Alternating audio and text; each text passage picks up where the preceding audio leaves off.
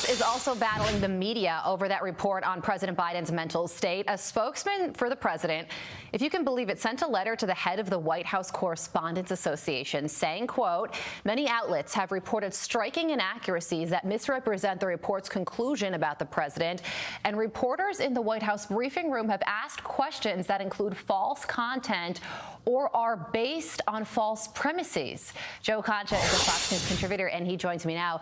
Joe, so you have Ian Sams scolding the White House press corps yesterday, singling out CNN, CBS, the New York Times, the Wall Street Journal, the Associated Press. He says that all of those news organizations misunderstand the special counsel's report. Really? Yeah, Carly, all of you are wrong, but we're right. I mean, it's amateur hour over at the White House press office again. I mean, talk about panic in all caps. And what this move by Ian Sams does is continue to keep this story, which is one of the most damaging to this president and this administration in the news cycle even longer. Here are the facts. In his conversation with Robert Hur, Joe Biden could not remember what year he became vice president. He could not remember when he exited the vice presidency. And when Biden himself broached his late son, Beau, he reportedly could not remotely remember what year he died.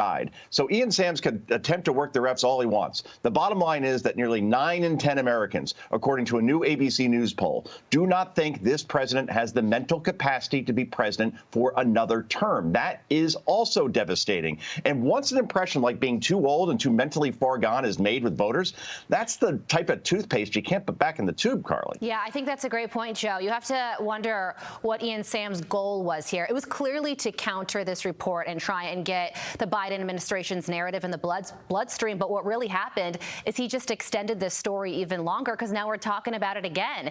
And now you have Fox News has confirmed this reporting that it wasn't Robert Hur who asked about Beau Biden's death. It was actually President Biden who brought it up himself. So what about that?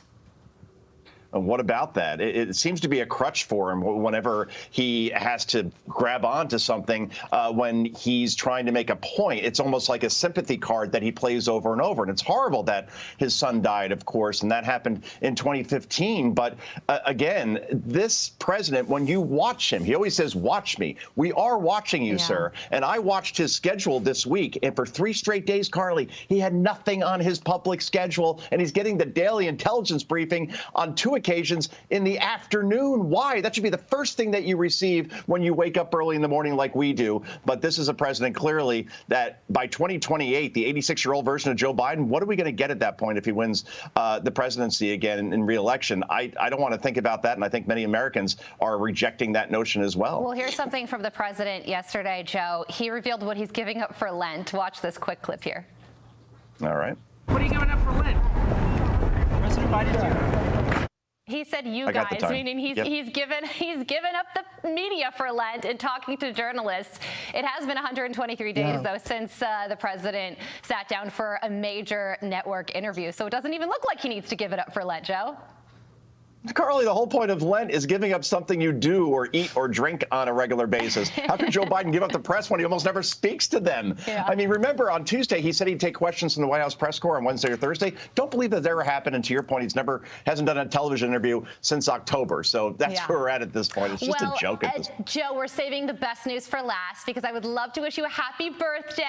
I'm being told today is your birthday. You're turning 39 years old again. How are you going to celebrate the weekend? The anniversary of my 39th birthday has come again. And look, I'm going to go clubbing, Carly. Hopefully you can join me. Maybe Todd, we could get wherever he is as well. And we'll have some fun, just like we did when we actually were 39. Actually, you're not even 39 yet. I'm jealous. I am not. Bottle service for your 39th birthday. I'm in. Joe, happy birthday. Have a great weekend.